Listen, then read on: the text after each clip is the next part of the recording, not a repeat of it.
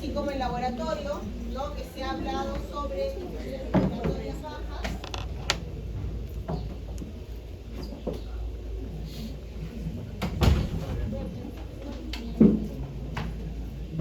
No, si no, no, déjame nomás. Ok, entonces vamos a hablar sobre infecciones por bacterias, virus, más que virales, por bacterias, recordar lo que se ha visto, y tuberculosis, ¿no? Aquí especialmente los cuadros de neumonía por tuberculosis. Entonces, ese es el tema, ¿no?, de la clase de hoy, hablar sobre infecciones respiratorias. Continuar hablando, recordar lo que ya hemos visto, ¿ok? También recordar que la verdad que se movió por aquí. Ok, aquí también hablar un poco sobre la microbiota, tomar a la microbiota como parte de, sabemos que genera, ¿no?, mecanismos protectores, genera mecanismos protectores, pero también puede ser agente causal cuando hay alguna alteración. Cuando estamos hablando, por ejemplo, puede ser por microaspiración o por aspiración como resultado de un proceso traumático, ¿no? El paciente que requiere ser intubado o está en cuidados intensivos, entonces un cuadro de neumonía, en este caso una neumonía intrahospitalaria, puede estar asociado ya no por los microorganismos convencionales que usualmente pensamos como un estreptococo neumonía, eso también puede ser un agente causal, una coliforme, ¿okay?, por una alteración, o sea, como un microorganismo que forma parte de la microbiota gastrointestinal y pasa a generar un cuadro de infección respiratoria. ¿Okay? O sea, eso también lo tomamos en cuenta más adelante cuando vamos a conversar sobre eso. Entonces, recordando un poquito sobre la relación entre la microbiota y el proceso de infección a nivel del aparato respiratorio, sabemos que hay varios factores que van a influenciar, ¿no?, el desarrollo de esta microbiota a lo largo del crecimiento del ser humano. ¿Okay? Tipo de parto, alimentación, y esta microbiota que se desarrolla es inestable durante el crecimiento, pero cuando se es adulto, un adulto joven, un adulto de 20, 30 años, es estable. ¿Okay? Es variada, es estable, y en el otro extremo, ¿no?, del rango etario, el adulto mayor puede tener una gran variedad de microbiota, pero ya comienza a disminuir la cantidad. Por eso es que comienza a ser una población de riesgo susceptible a infecciones, ¿no? Y eso vamos a ver más adelante, por ejemplo, cuando hablemos de infecciones gastrointestinales. Esto está asociado a la incidencia de casos de diarreas, por ejemplo, en el adulto mayor, porque su microbiota comienza a disminuir a nivel gastrointestinal. ¿Okay? Ya hemos mencionado también, recordamos, esa microbiota, porque está asociado a infecciones respiratorias, ¿okay? Y también está asociado al porqué de las vacunas, ¿no? Porque se inmuniza principalmente el esquema de vacunación que inicia con niños y a lo largo del crecimiento. Por ejemplo, ya debemos hablar sobre los cuadros de difteria, ¿no? Recordamos quién es el agente infeccioso de la difteria. Corinebacterium diphtheriae, justamente es uno de los temas de seminarios del día a día. ¿Okay? Recordamos la importancia de la vacuna. Cuando hablamos de la infección por Corinebacterium diphtheriae, es la enfermedad, es el prototipo de una infección por toxinas. ¿Okay? Esos son importantes factores de virulencia. Y aquí, ¿qué voy a recalcar, chicos? Vamos a recalcar el hecho de que el curso, ¿no?, el curso es cancelatorio, ¿okay? Pero, y de nuevo es el gran pero, hay conceptos básicos importantes. Por ejemplo, si hablamos de una infección por Corinebacterium diphtheriae que genera, y eso lo hemos visto en laboratorio, lo hemos visto en las clases previas de vacunas, estamos hablando de un cuadro de faringitis pseudomembranosa, ¿no es cierto? Lo hemos visto en varias ocasiones de forma repetida. Y aquí de nuevo lo estamos asociando. Hay que recordar que estamos hablando de una bacteria que tiene factores de virulencia, esos conceptos básicos como factor de virulencia, ¿no? Sus fimbrias, sus toxinas, qué tipo de toxinas hay. ¿Qué tipo de toxinas hay? las exotoxinas y las endotoxinas. Esos son conceptos importantes que tenemos que manejar, que ustedes tienen que manejar para poder entender el proceso infeccioso. ¿Okay? Si el contagio es por esporas, entonces es un factor de virulencia importante que tienen algunos microorganismos, bacterias y hongos también, ¿no? No todas las bacterias son esporuladas. O sea, muchas veces colocamos bacteria no esporulada, quiere decir que no forma esporas, pero otras sí. ¿Okay? Ahora ese es Chávez y todo. Ok, entonces, aquí, ¿qué más? Tenemos que tener en cuenta, si forma biofilms, eso es importante, lo vamos a ver a lo largo de todos los procesos infecciosos. Por ejemplo, si hablamos de ¿no? Más adelante, forma biofilms. Entonces, eso es una característica para poder formar abscesos. ¿Okay? Abscesos e infecciones en la piel. Estamos hablando de microorganismos que algunos generan bacteriemias, como en el caso de Mycobacterium. Mycobacterium cae en el torrente sanguíneo y puede diseminarse a diferentes tejidos. Puede generar lo que es el mal del POT, por ejemplo, a nivel de una infección a nivel de la columna, de las vértebras. ¿Okay? Puede generar una infección miliar. ¿Okay?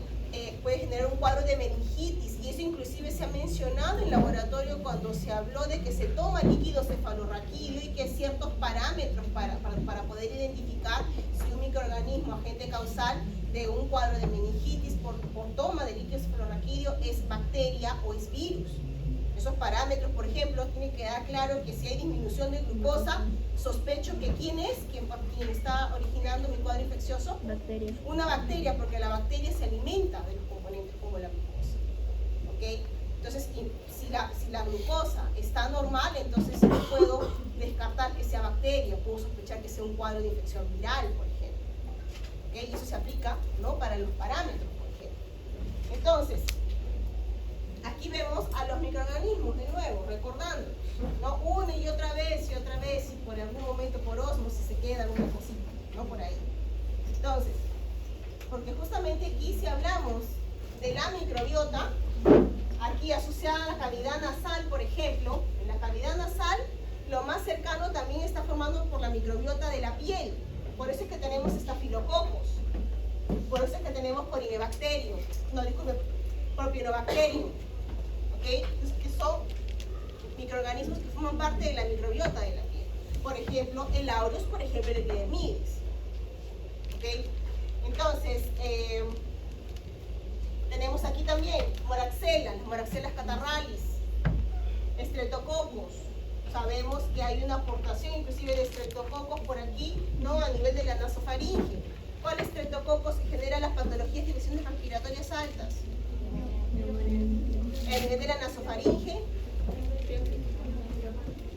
neumococo, pneumoniae.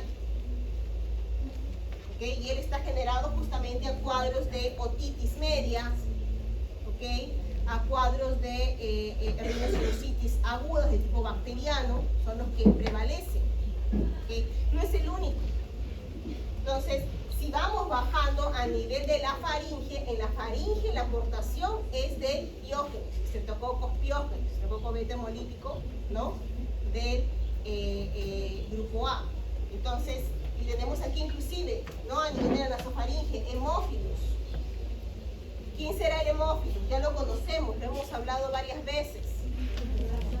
Haemophilus influenza, ¿no es cierto? Esta bacteria que hay vacuna, ¿no es cierto?, contra esta bacteria. ¿Y por qué es importante la inmunización? ¿Qué patología está relacionada con el Haemophilus influenza que forma parte de la microbiota? Vean. Epiglotitis. Cuadros de epiglotitis, cuadros de neumonía, ¿no es cierto? Protege contra esas patologías que se visualizan, ¿no? En niños, por ejemplo. ¿Okay? Entonces, aquí vemos también, por ejemplo, más abajo el mismo estreptococos, ¿no? Entonces, hay que tomar en cuenta, ¿no? La importancia de conocer un poco sobre la microbiota, porque puede ser el agente causal de una infección. Bien, entonces,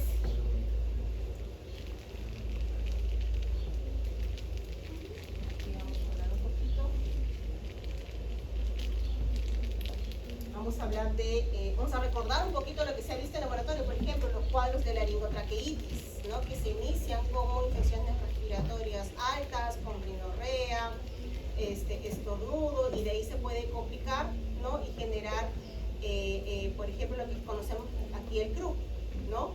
Que tiene el chillido inspiratorio y la tos perruna, por ejemplo, ¿no? Tenemos aquí, hemos hablado hace como 2 semanas, se hizo seminario sobre las infecciones que originan los cuadros de bronquitis, los cuadros de bronquiolitis, y esta semana se habló también en laboratorio, ¿no? Los agentes causales de estas patologías. Vamos a hablar un poquito más de eso el día de hoy, y los cuadros de neumonía.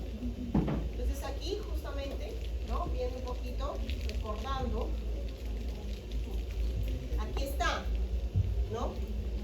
El grupo, la inflamación a nivel de las cuerdas vocales, en los lactantes, en los niños pequeños, ¿no? Y aquí, ¿quién es el agente causal del grupo? El virus de parainfluenza.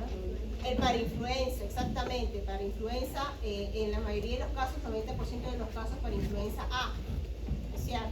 Pero también puede ser parainfluenza de tipo B, también puede ser un virus de influenza, pero hablamos de infecciones de tipo viral, ¿no? A diferencia de los cuadros de pilotitis, que es de tipo bacteriano.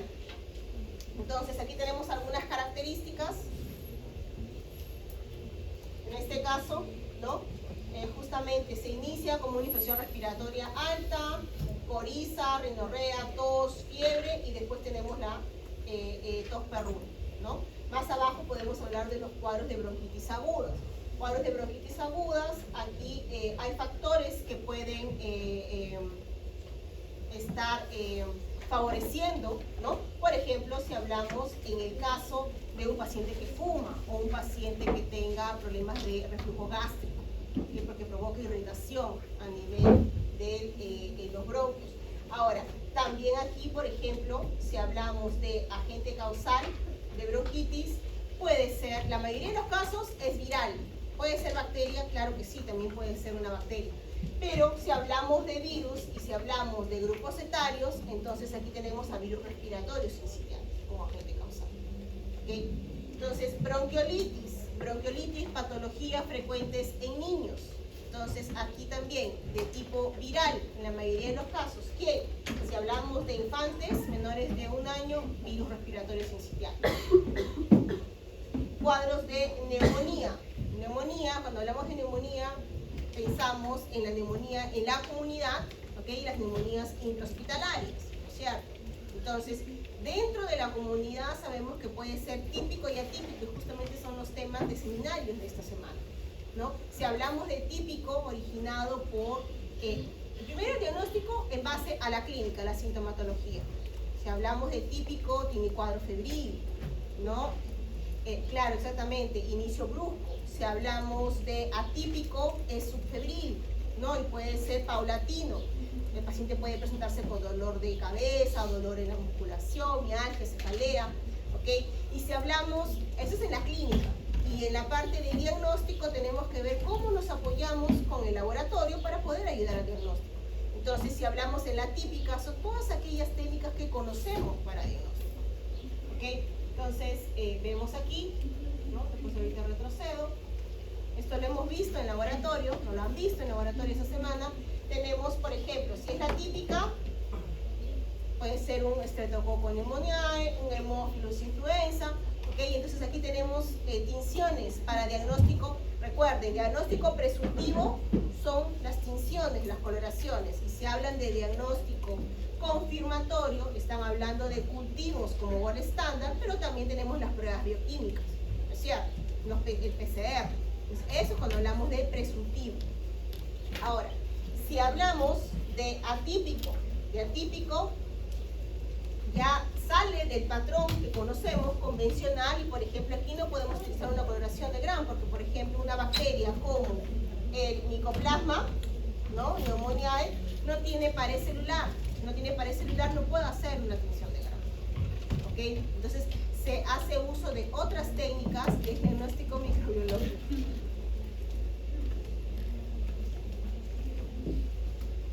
Creo que necesito una escalera para poder eso. Estoy sufriendo. Ok, entonces, vemos aquí, ¿no? Los agentes causales de neumonía puede ser bacteria o virus, dependiendo del grupo etario.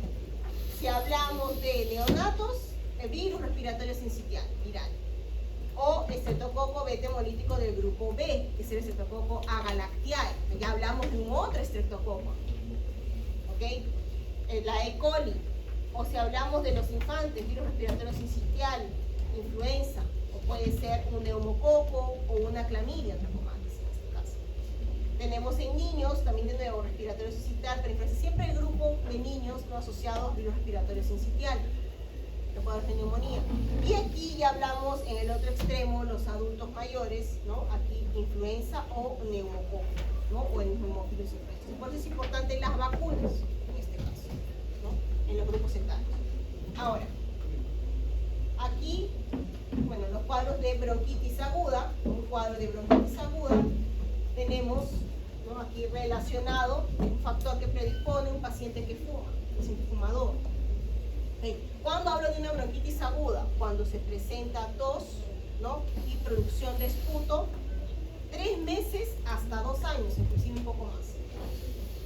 ¿Okay? Entonces, vemos aquí también, si hablo de cuadros de neumonía, ¿no?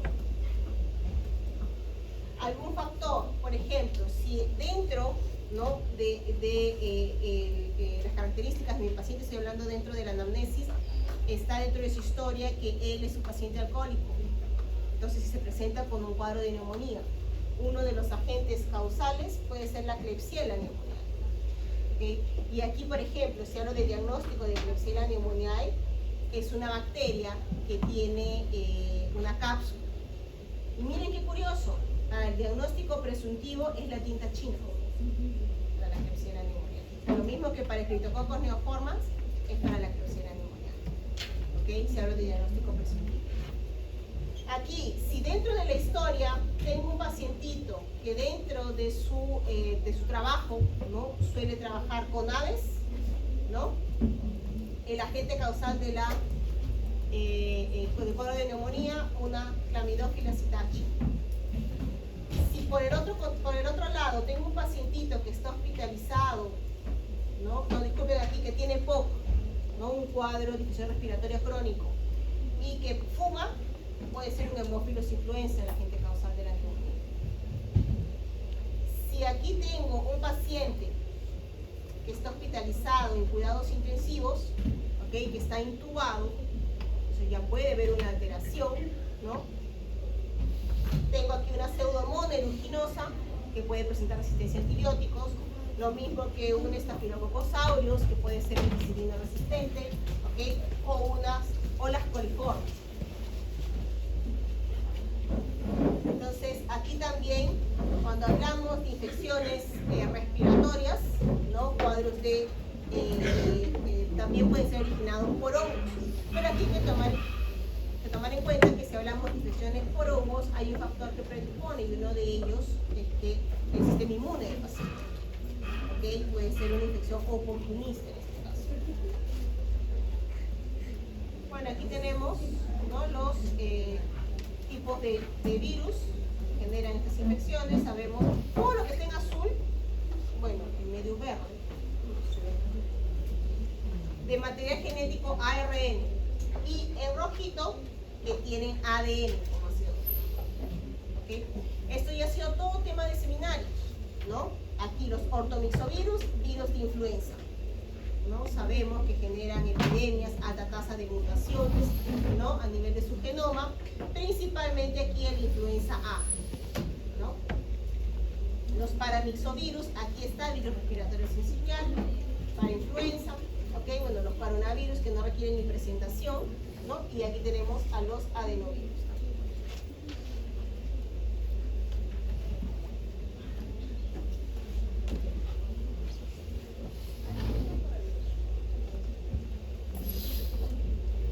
Aquí, cuando hablamos de bronquitis, ¿no? De nuevo, lo que hemos mencionado previamente, vean, el agente causal, 60% de los casos son los virus.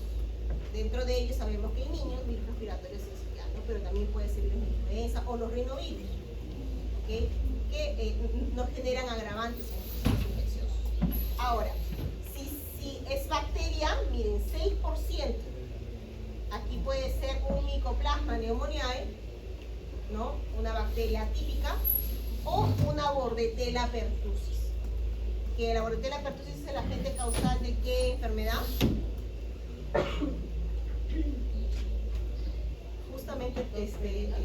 Justamente Nicole toseó.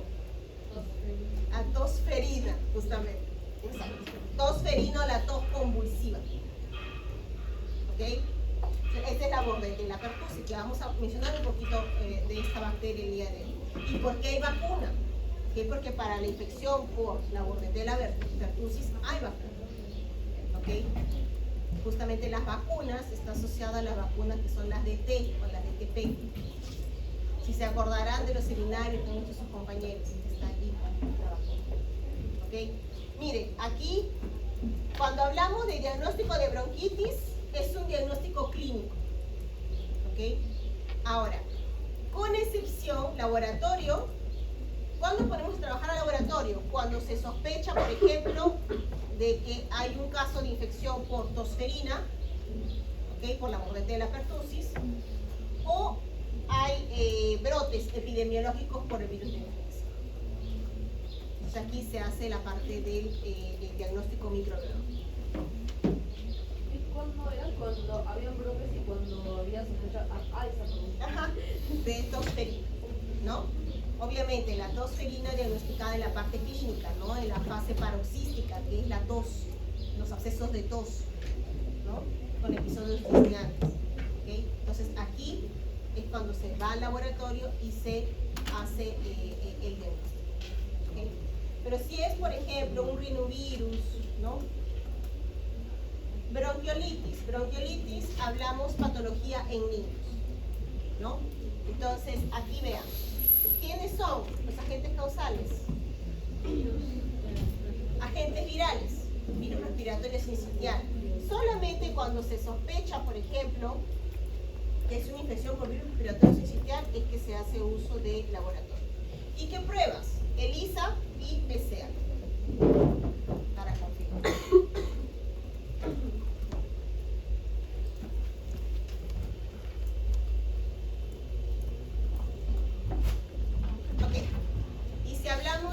Neumonías por hongos son infecciones oportunistas, ¿no? Esas infecciones que pueden ser secundarias a una infección por otra bacteria o secundarias, no una infección por virus, ¿ok?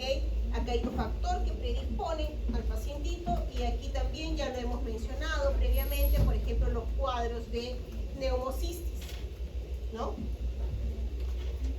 Por la neumocistosis, disculpen, por el neumocistis girovechi, o también criptococos neoformans, o aquí vemos histoplasma, ¿no? Las histoplasmosis, o los aspergilosis.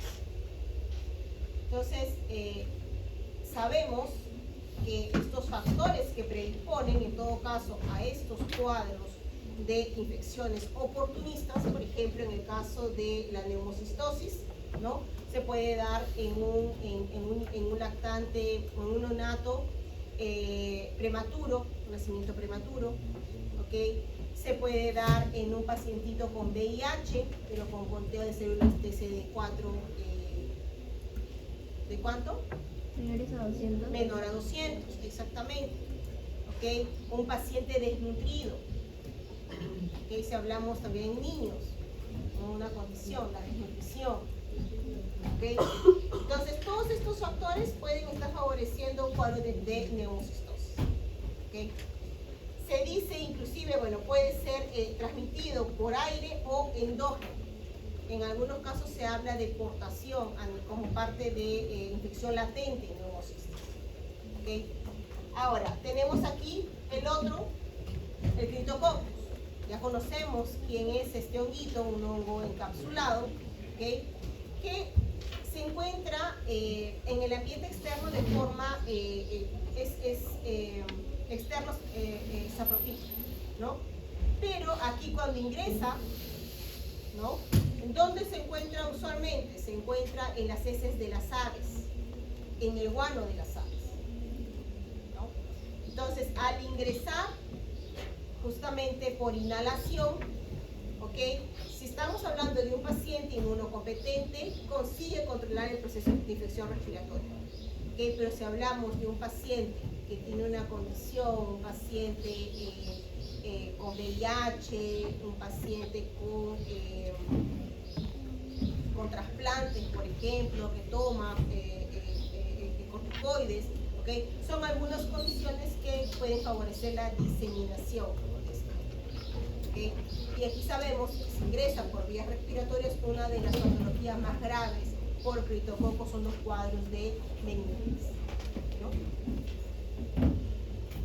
Aquí lo vemos justamente, ¿no? En las heces de las aves, y aquí con la tinta china, por contraste, ¿no? El fondo negro. ¿Okay? Pacientes con quimioterapia, ¿no? Y genera ese tipo de infecciones más graves.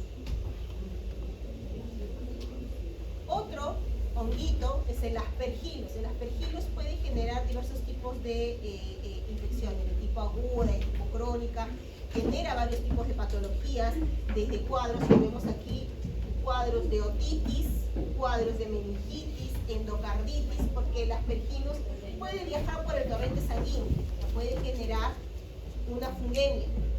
Y también se ha asociado, por ejemplo, a infección a nivel de los huesos, cuadros de osteomielitis. Generalmente cuando hay un traumatismo, una exposición del hueso, ¿no? Puede generar un proceso infeccioso. Ahora, vemos aquí, ¿no? Que ocurre la inhalación de las esporas, ¿okay? Pero también se ha descrito inoculación directa por traumatismo abierto o cirugía, y en este caso es cuando está asociado a cuadros de osteomielitis, infecciones en el hueso. ¿Okay? Entonces, invade vasos sanguíneos, genera fungemias, ¿no? Y aquí se disemina, puede generar isquemias, necrosis, edema y hemorragias. En pacientes inmunodeprimidos, la tasa de mortalidad es alta. También, el aspergillus está asociado a cuadros de alergias, ¿no? Aquí hablamos de la aspergillosis broncopulmonar, ¿okay? Entonces, que son cuadros crónicos, ¿okay? Reacciones alérgicas, reacciones respiratorias, por ejemplo. Y no es el único hongo, porque también puede ser originado, por ejemplo, por otros hongos como la cándida, cuadros de reacciones alérgicas respiratorias por cándida. ¿Okay? Tenemos aquí, ¿no? Infecciones cutáneas, heridas, y a nivel pulmonar, las formas más invasivas es justamente en los pacientes que tienen inmunodeficiencias graves. Una de las características para el diagnóstico de aspergillus, y lo pueden ver aquí, ¿no? A nivel del pulmón, ven estas lesiones. Estas son las lesiones que se conocen como cavernas tuberculosas. Estas cavernas tuberculosas se presentan en pacientes que se han recuperado por infección por micobacterias, de TBC, ¿okay? Y después de que se ha quedado ese tipo de lesión a nivel del pulmón, es en estas cavernas, en esta parte del tejido, que se forma el aspergiloma. Y el aspergillus se aloja ahí. Y que ayuda para el diagnóstico, porque se hace un TAC y se visualiza justamente en estas lesiones la presencia del hongo. ¿Okay? Bien, entonces ahora continuamos hablando de bacterias, regresamos.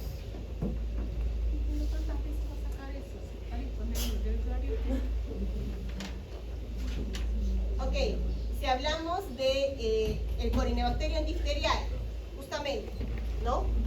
Estamos hablando de una bacteria que bacilo gram positivo, y entonces lo puedo identificar por una coloración de gram. Pero también hay otro tipo de coloración, ¿no? Que permite justamente que es la coloración, me fue el nombre de la tinción, que es lo que justamente con esa tinción es lo que se ve aquí como si fueran letras chinas en forma de B o en forma de L, ¿no? Estas estructuras, en forma de B o en forma de L. Ahora, estamos hablando de bacterias aeróbicas que son no móviles, o sea, quiere decir que no tiene flagelo y no forma esporas, no esporuladas. Ahora, esta bacteria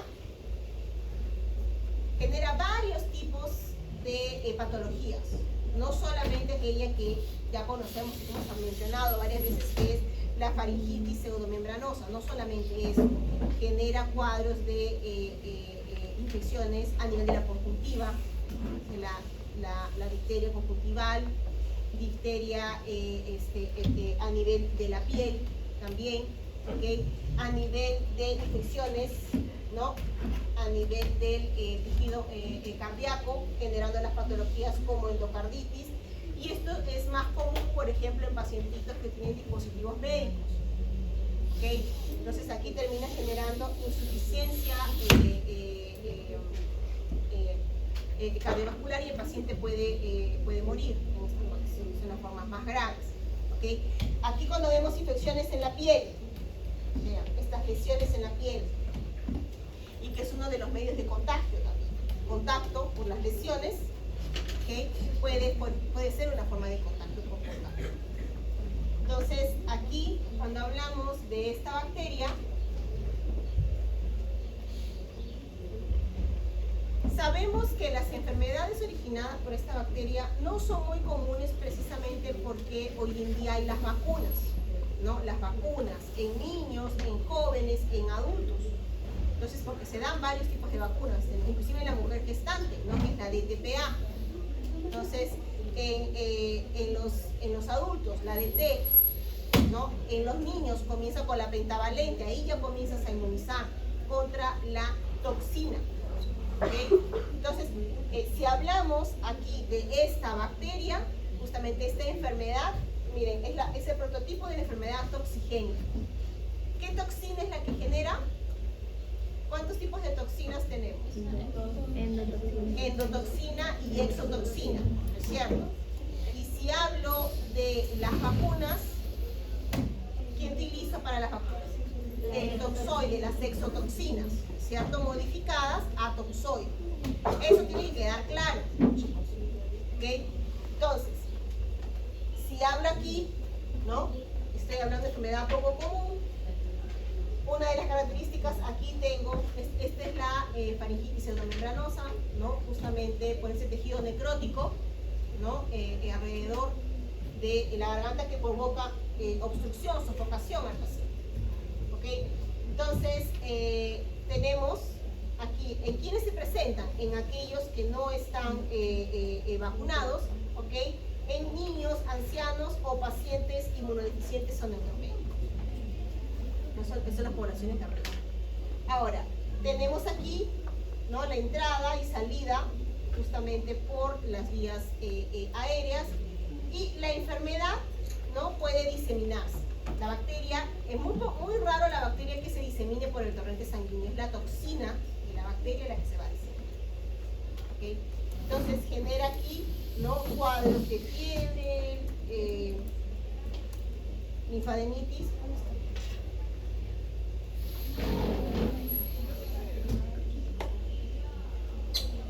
Tengo aquí hipoxia, ¿no? Por la obstrucción a nivel de la presencia de la pseudomembrana, ¿ok? Y la difteria cutánea, las lesiones en la piel. Tenemos complicaciones sistémicas por las toxinas que generan los cuadros de neuropatía periférica, o también a nivel de los cuadros de miocarditis, ¿no?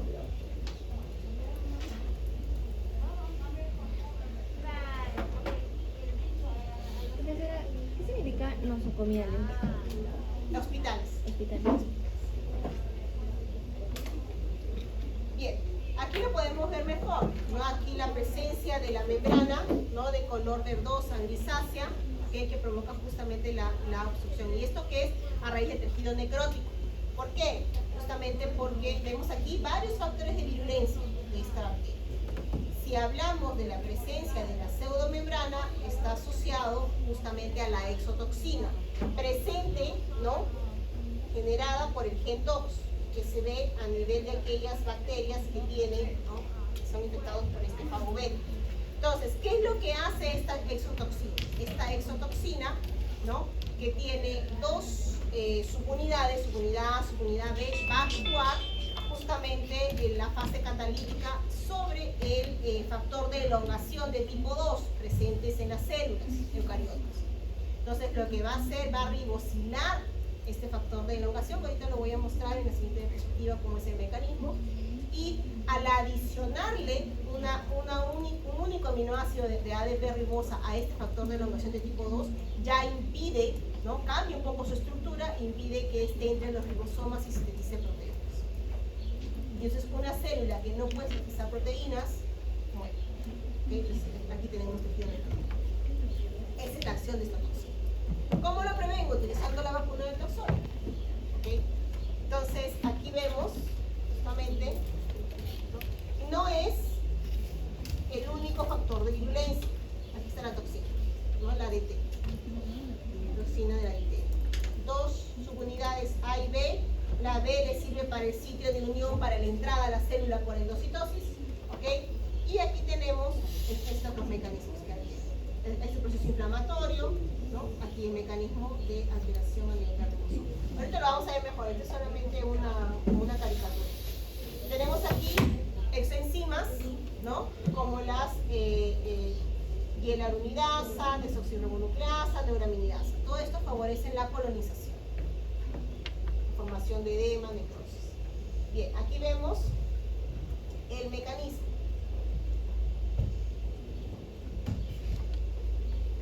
Tenemos aquí la toxina, ¿no? De la bacteria. Dos subunidades, subunidad A, subunidad B, y este de aquí es el dominio de translocación. El dominio de translocación está dentro de lo que se conoce como la subunidad B.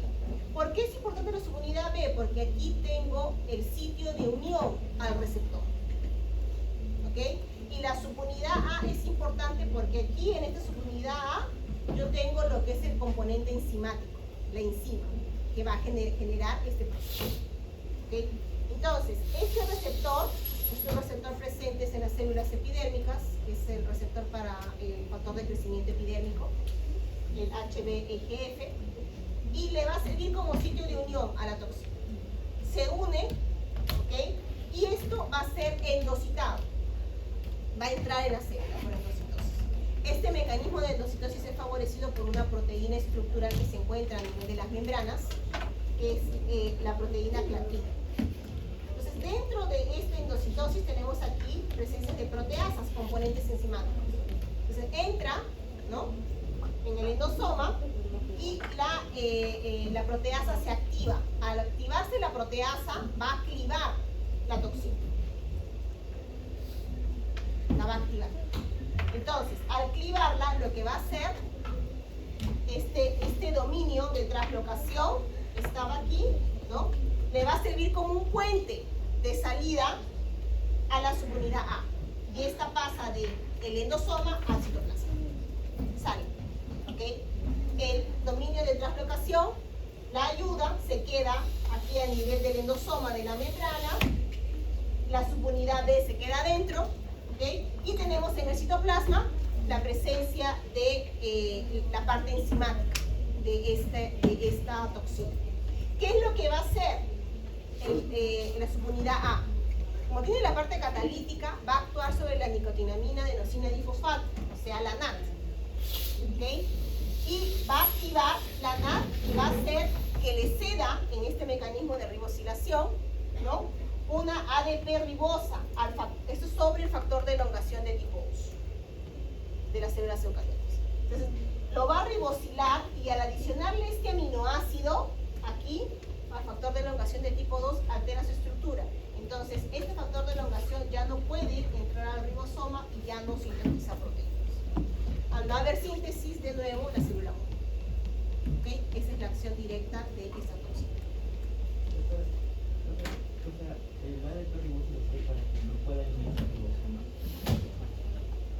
Normalmente el factor de elongación, ¿no?, está relacionado a la síntesis de proteínas. Tiene su estructura, pero aquí estás adicionando un aminoácido diferente. Entonces la estructura de él va a cambiar y con este cambio ya altera su función. A eso me refiero. Ya no entra el ribosoma, ya no se hace así. Y una célula que no produce proteínas muere. ¿Okay? Y ahí tenemos la acumulación de tejido necrótico muerto. ¿Okay?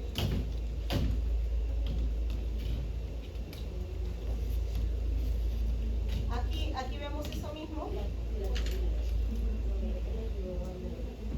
Justamente, ¿no?, aquí la toxina, ¿no?, que actúa sobre el NAT, la nicotinamina, y este va a ceder aquí, ¿no?, una ADP, le va a transferir un ADP ribosa, factor de elongación. ¿Okay? Y aquí con este único aminoácido terminal ya no puede sintetizar. Entonces, ¿dónde se encuentra el factor de crecimiento epidérmico? A nivel de las células de la nasofaringe. ¿Okay? Por eso es que se inicia en la nasofaringe, en las células ciliadas. Bien. Entonces ahora vamos a hablar un poquito sobre la Bordetella pertussis, que es el agente causal de la tos ferina o tos convulsiva o el coqueluche. ¿Okay? Altamente contagioso, tos violenta, episodios de tos violenta e incontrolable, que es en la fase paroxística, que es una infección que va formado por 3 fases. ¿Okay? Tenemos aquí, generalmente dura alrededor de 6 semanas y importante, puede dar a personas de cualquier edad. La vacunación es importante.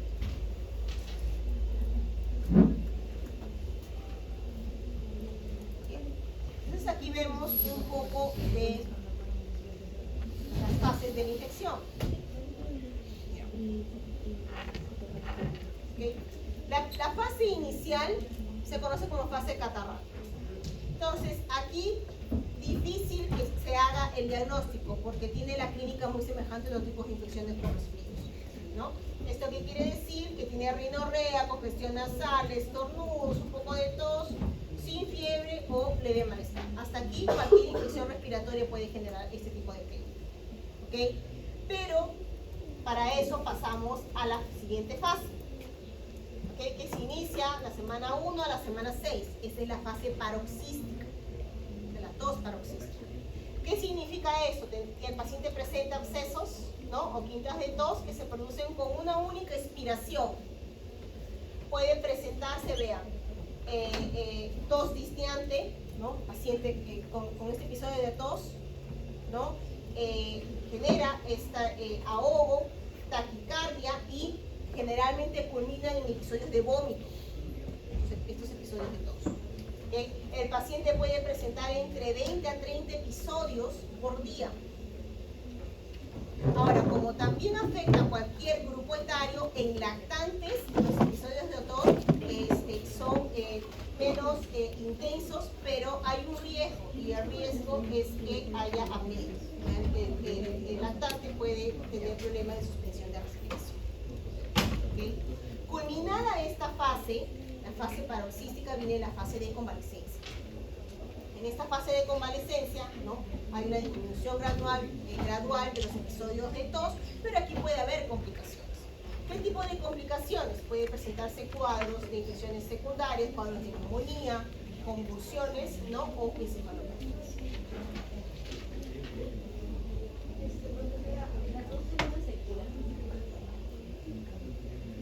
La tos ferina, con tratamientos con antibióticos, me parece que fue, era difteria, que hubo en época de pandemia, hubo un caso de difteria, ¿no? Aquí en el Perú hubo un caso de difteria, pero también se reportó en Europa y en este caso el niño murió por la patología de difteria. En el caso de la Bordetella pertussis, con tratamientos con antibióticos, pero bueno, aquí hay que hacer un acompañamiento, ¿no? Si son formas más graves. Porque una de las características de esta bacteria, chicos, es que tiene varios factores de vigilancia. Entonces, y con esto varios mecanismos de cambio. Entonces, y genera justamente una de las características es que uno de los factores de virulencia, por ejemplo, cuando tú tienes un diagnóstico de una infección, generalmente tomas hemograma y ves aumento de leucocitos. Pero esta bacteria, por ejemplo, tiene toxinas que generan leucocitosis, entonces normalmente genera aumento, ¿no? De la misma toxina que provoca la leucocitosis. Por ahí vi una mano levantada. No, quería preguntar, o sea, eso es más o menos como si te diera un ataque de tos, pero de 20 a 30 veces al día. Y que culminan en vómitos. Son tan intensos que culminan en vómitos. No son los accesos oquímicos Los cuadros de tos continuo, los episodios de tos.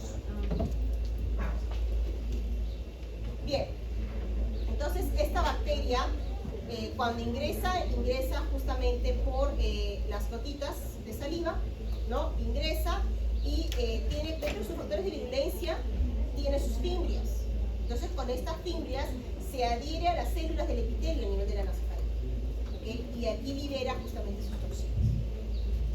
Eso es lo que vemos aquí, ingresa, vean, se adhiere, ¿okay? Inclusive tiene tantos mecanismos, lo voy a poner mejor acá. Aquí tenemos a la bacteria, ¿okay? Estos son sus factores de virulencia, estas son todas las toxinas que pueden presentar, ¿okay? Sin contar sus adhesinas, ¿no? Dentro de sus fimbrias tiene componentes que se conocen como la hemaglutinina filamentosa, que le ayuda a adherirse fuertemente a lo que es el receptor de complemento del macrófago. Lo que hace esta bacteria para evitar ser fagocitada, se adhiere al macrófago y cuando ingresa al macrófago eventualmente escapa de los mecanismos del fagorisosoma y sobrevive de hecho. Entonces, aquí también tenemos otro componente de su estructura, su adherencia es la pertractina. La pertractina, ¿okay?, le facilita que se unen a las glicoproteínas de las células ciliadas, o sea, la adherencia, la pertractina y la hemaglutinina filamentosa. ¿Okay? Dentro de sus toxinas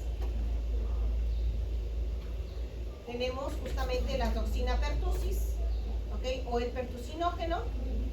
ATP, esta provoca leucocitosis, linfocitosis, ¿no? Sensibilidad a la histamina, por ejemplo, interfiere en la respuesta inmunológica. Si hablamos de la adenilato ciclasa, inhibe fagocitosis. El mecanismo de fagocitosis, el mecanismo de escape, en todo caso, de las células fagocíticas. La CTT, que es la citotoxina traqueal, produce la destrucción de células ciliadas y respiratorias. Entonces, lo que hace justamente esta citotoxina traqueal actúa sobre los cilios, ¿no?, del epitelio, inhibiendo sus movimientos. ¿Por qué? Esos movimientos oscilantes protectores del tejido. ¿Para qué? Para ella permitir entrar en contacto directo con el epitelio. Eso es lo que hace. ¿Okay? Bien. Entonces, aquí tenemos justamente esta toxina, la toxina pertussis. También es una toxina que está formada por dos subunidades, la subunidad A y la subunidad B. ¿Okay? Y aquí esta toxina está formado por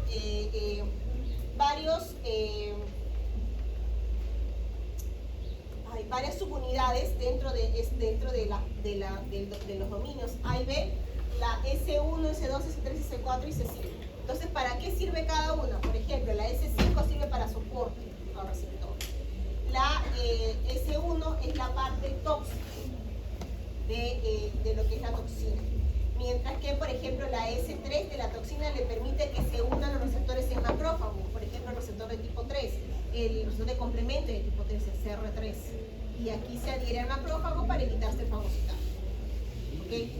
Entonces, aquí, ¿qué es lo que vemos? Por ejemplo, que esta toxina, ¿no?, entra también por endocitosis aquí a la célula, ¿no?, y a nivel de retículo plasmático es transportada y después la subunidad A de nuevo, ¿no?, se va a separar de la subunidad B y la subunidad A también tiene la parte catalítica enzimática. Entonces esta subunidad A va a actuar sobre la NAT, de nuevo sobre la nicotinamina de difosfato y va a hacer que actúe sobre el receptor. Este es el receptor de superficie de la proteína G. Y va a alterar la captación de AMP circular. Ese es básicamente su mecanismo. Provoca la acumulación de la AMP cíclica sobre la proteína. Que se acumule más a la Sí, exactamente.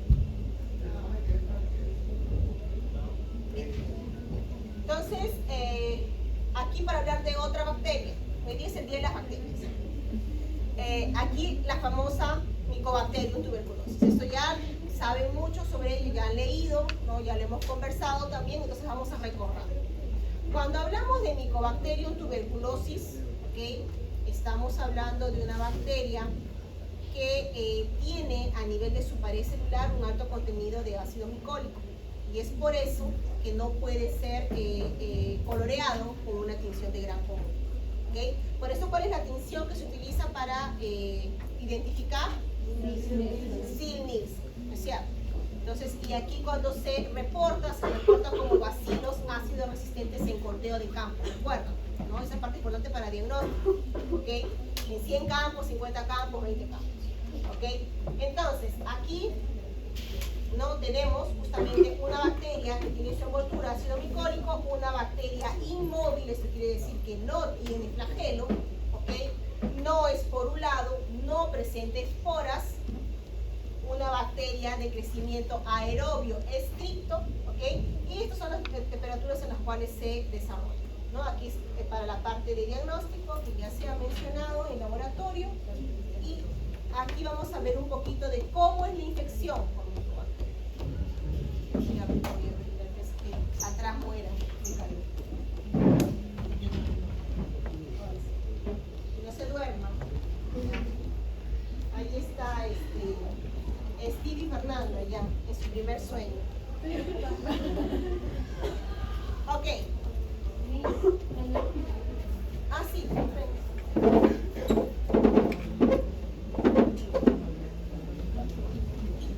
mañana sí.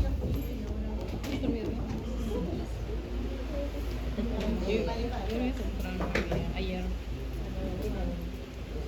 Ok, bien.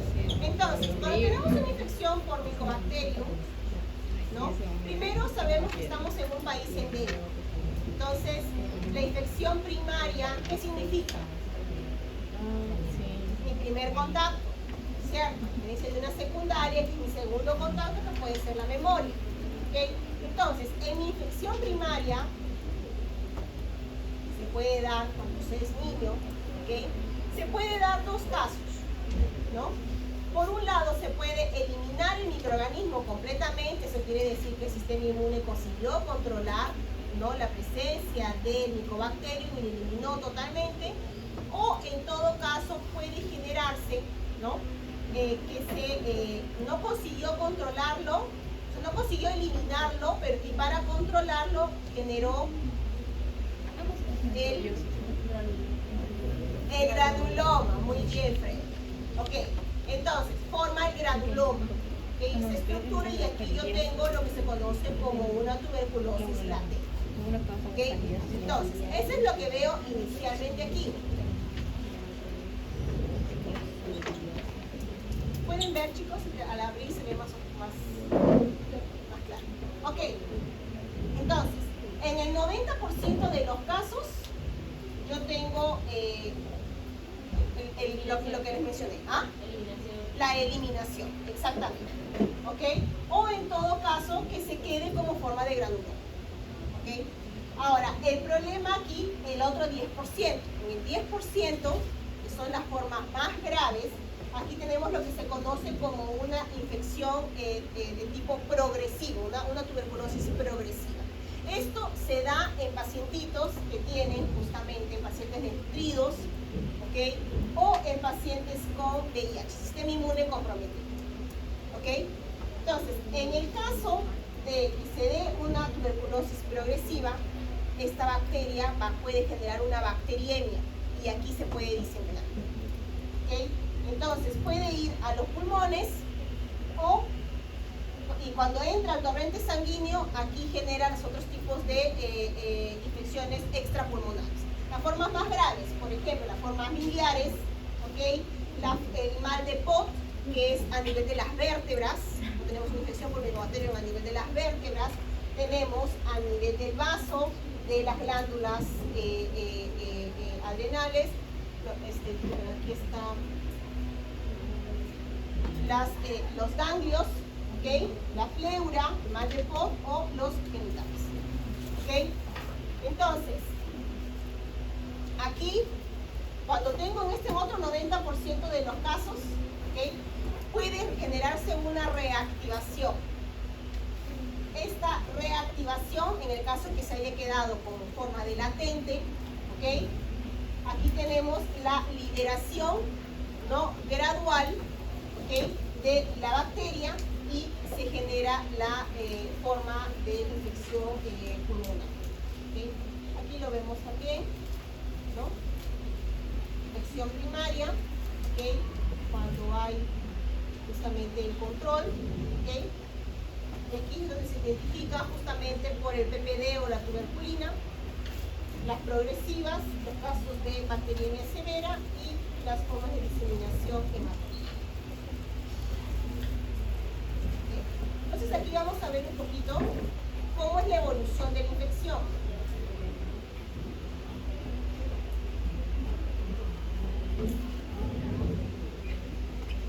Bien. Entonces chicos, vean aquí. Cuando ingresa en el contacto primario, ¿no? Tenemos, puede ser eliminado totalmente o se queda como forma de latencia.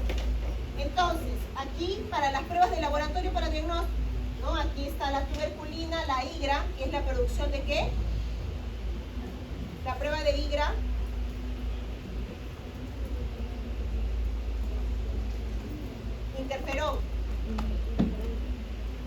Interferón gamma, que evalúa la producción de interferón gamma de las células TH1. Aquí por cultivo, ¿no? Aquí por frote de esputo, la observación del esputo, y si es infeccioso, la sintomatología, y si requiere tratamiento, ¿no? Aquí en manejo. Entonces, aquí en las dos primeras, negativo, ¿ok? En la latente, la prueba de tuberculina da positivo.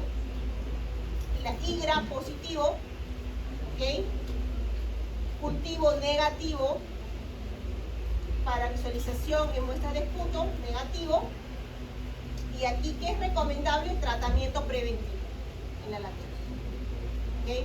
Entonces, recordamos que en la infección latente por Mycobacterium no hay sintomatología y no, el paciente no es contagioso, o sea, no hay diseminación, digamos. ¿Okay? Entonces, generalmente las pruebas para diagnóstico de infección latente se suelen hacer a personas que por contacto con pacientes que tienen tuberculosis, ¿no? Para descarte.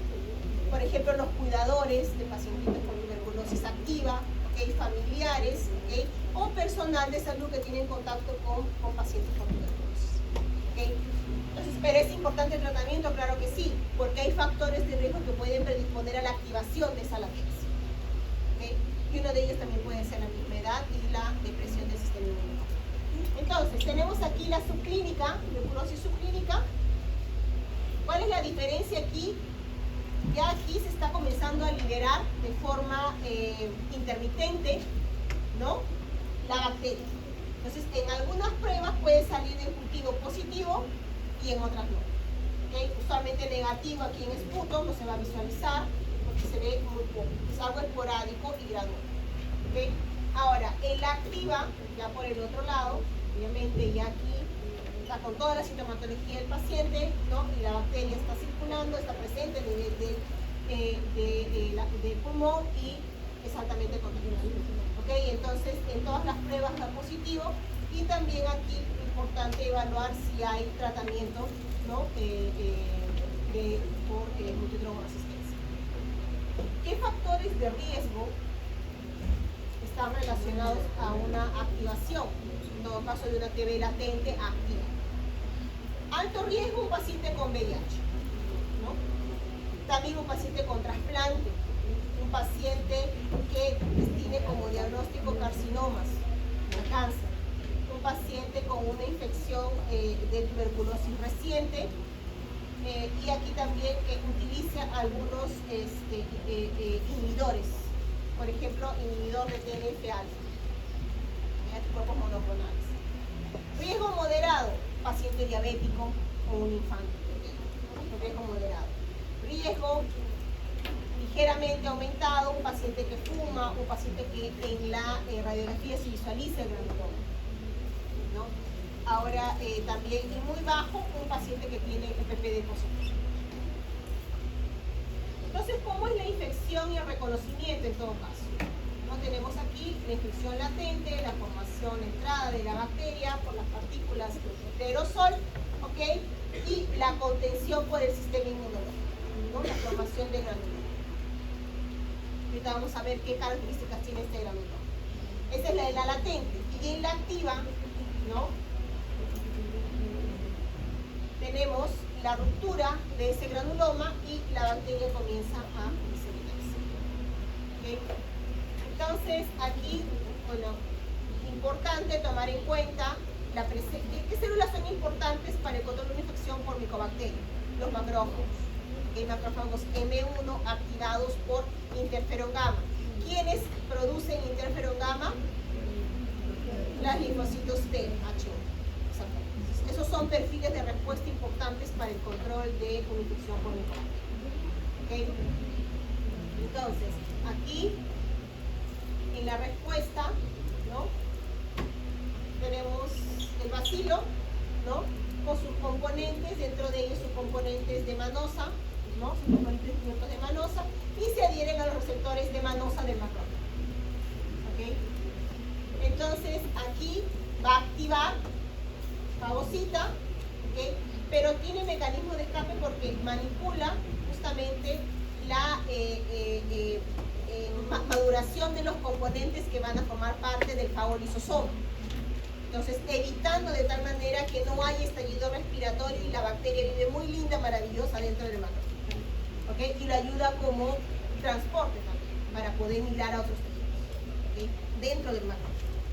Ahora, esto es sin resistencia, prolifera dentro de los vacilos dentro del macrófago. ¿Por qué es importante activar el macrófago? Y eso es una de las características que creo que ya les había mencionado. Cuando hablamos de macrófagos alveolares, ¿no?, que son los macrófagos en tejidos in situ, no son tan funcionales como aquel macrófago que fue derivado de monocito y que llevó a un proceso inflamatorio, ¿okay?, con todas las citocinas implementadas. Y eso es lo que pasa aquí. ¿Okay? Entonces, yo tengo un macrófago alveolar de tejido in situ. Este macrófago me va a producir interleucina 12 y con esto va a generar TH1, ¿no? Esta TH1, ¿okay?, va a producir interferón gamma. Este interferón gamma, a su vez, va a activar el macrófago. Puede inclusive potenciar dentro del reclutamiento de monocitos, ¿no?, que llegan por el proceso por la inflamación al tejido, se convierten en macrófagos, y estos macrófagos de tipo M1 son potentes. ¿Por qué? Porque tienen justamente activada esta vía de especies reactivas de oxígeno, el óxido nítrico, y con esto potencializa lo que ha fagocitado. ¿Okay? Entonces, aquí tenemos los radicales libres que tienen acción bactericida sobre la bacteria. Entonces, si no consigue eliminar totalmente la carga bacteriana, lo que hace, no lo puede eliminar, lo va a aislar. Y aquí es cuando va a ser el granuloma. El granuloma, ¿okay?, aquí tenemos dentro del proceso inflamatorio, ¿okay?, en el centro de mi granuloma tengo tejido necrótico, ¿no?, lo que se conoce como la necrosis gaseosa. ¿Okay? Macrófagos que son infectados y que han muerto por necrosis. ¿Okay? Tejido epitelial necrótico. Tengo una alta carga de bacterias, todas ellas contenidas alrededor por un montón de células que han sido reclutadas. Dentro de este es el granuloma epiteloide, ¿no?, multinuclear, porque obviamente son varios tipos de células. ¿Okay? Entonces, aquí lo veo, ¿no?, que es el folículo de Koster, aquí la estructura del tejido necrótico, aquí un corte de la gaseosa, un corte histológico, no la patología, y aquí una figurita de qué es cada cosa, ¿no? Entonces aquí yo tengo, vean mis vacilos, justamente están en azulito como si fuera así mi ese, ¿no? Entonces aquí tengo, ¿no?, mis macrófagos que han muerto, mis células epiteloides necróticas que están en proceso de muerte, ¿ok? Tengo mis neutrófilos, natural killer, dendríticas, células B, células E, todas sellando el granuloma para intentar contener, ¿no?, aislar. ¿Para qué? Para que no llegue a vasos sanguíneos y no inyecte con unos conductos linfáticos y evitar que se disemine otros tejidos. ¿Okay? Y aquí yo tengo, ¿no?, mi TB latente, debidamente sellado. Esto no es posible en pacientes inmunodeficientes. Un paciente que tiene una alteración a nivel de células B, células T, no es posible que tenga este tratamiento. No se consigue sellar totalmente la formación. ¿Okay? Entonces, bueno, aquí las características y diferencias que hemos comentado, ¿no?, entre una TB latente y una TV activa. Está en letritas, no lo voy a leer porque ya lo he conversado. Y aquí, esto lo coloqué para poder entender un poquito cómo ese mecanismo de respuesta inmune en una TV latente en producción de anticuerpos, con una TV activa, ¿ok? Y esto se ve en parte a dos estudios, ¿no? Aquí en la publicación de Zimmerman y en la publicación de Lu. ¿Qué es lo que me dicen estos dos trabajos a nivel de una tuberculosis latente? Que la producción de anticuerpos neutralizantes en las mucosas, quiere decir la IgA, ¿ok?, consigue bloquear la infección de células epiteloides, las células del tubo epitelio, ¿ok? Es importante la producción de inmunoglobulina A en la latente. Ahora, y la IgG, ¿no?, circulante, es importante para poder evitar justamente que la bacteria infecte células como los macrófagos, ¿no?, y que se genere en todo caso una buena respuesta. Esto me dice, ¿no?, para la TV latente. ¿Y qué es lo que me dice para la activa? Bueno, los anticuerpos no son funcionales en este caso. Tengo una IgG no neutralizante que promueve la infección de las células del epitelio. O sea, en lugar de bloquear, promueve infección. Y tengo una IgG también, ¿no?, que promueve infección de macrófagos. Esta es la entrada, ¿no? Este es el mecanismo dependiente de anticuerpos, que es el ADE, que hacen algunos virus también cuando producen algunos anticuerpos no neutralizantes, como les mencioné en el caso de SARS-CoV-2, aquí también se da para tuberculosis. Entonces, el anticuerpo no neutralizante va a favorecer la entrada del micobacterio al macrófago, infectándolo, ¿no? No para el control de fagocitosis, sino para su infección. Y en este caso, para que la bacteria se pueda replicar muy bien dentro del macrófago y pueda sobrevivir, ¿no? Entonces, esto es lo que sucede con una tuberculosis aguda. Eso es lo que nos mencionamos en los mecanismos. Ok, y aquí tenemos, ¿no?,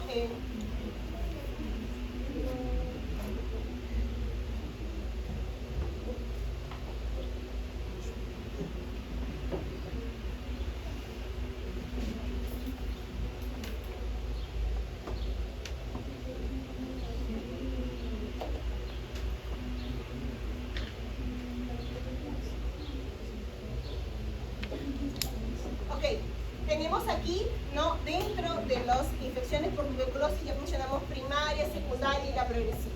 En la primaria, el primer contacto que puede ser controlado puede llevarse a la formación del granuloma, que es cicatriz, ¿no?, la infección latente. Aquí tenemos la secundaria, que puede ser por una reactivación, ¿no?, de una latente o una reinfección, segundo contacto. ¿Es una latente? Esta de aquí es la secundaria. Ajá. Pues aquí se puede dar una reactivación o una reinfección. O sea, que la latente se reactive, ¿no?, si fuera el caso, o el paciente lamentablemente entre en contacto de nuevo con micobacterias, ¿no?, y se repita. Bien piña, ¿no?, pero en un país endémico las probabilidades son más altas, ¿no? Entonces, aquí se produce esta cavitación, ¿no?, y puede afectar otros órganos en este caso. ¿Cómo se podría reactivar? Se reactiva, esto me refiero cuando es la latente. Si está la latente, se reactiva, entonces se forma la activa, ¿no? Y por reinfección la diferencia es que en el primer contacto lo eliminó, tuvo suerte, pero de nuevo entró en contacto y ya no se... Esa es la secundaria, porque es su segundo contacto. Y la progresiva, que se da en porcentajes bajos, ¿ok?, pero es aquella que es más agresiva, ¿ok?, y que se da en personas mayores, inmunosuprimidos. Y en VIH, ¿no?, son el 5% de los casos, ¿okay? Y aquí sí se ve, afecta pleura, tráquea, laringe, que da la enfermedad del POC, ¿no?, y en personas con formas más graves, severas, y el paciente puede ir. Recuerden que también se puede ver cuadros de meningitis por tuberculosis, ¿no? Bueno, aquí a grandes rasgos, los diversos tipos de medicamentos, los antibióticos, ¿no?, de laboratorio, se ha mencionado un poco en base a las resistencias, la isoniazida, rifampicina, piresinamida, etambutol, los tratamientos diversos, ¿okay? Cuando hay resistencias, las multidrogas resistencias, ¿no?, cuando hay resistencia a isoniazida, rifampicina, y aquí se están usando o de segunda línea, por ejemplo, también unas fluoroquinolonas, ¿no? Cuando es resistente a contaminantes. Ahora, aquí diversos tipos de regímenes de tratamiento, ¿ok?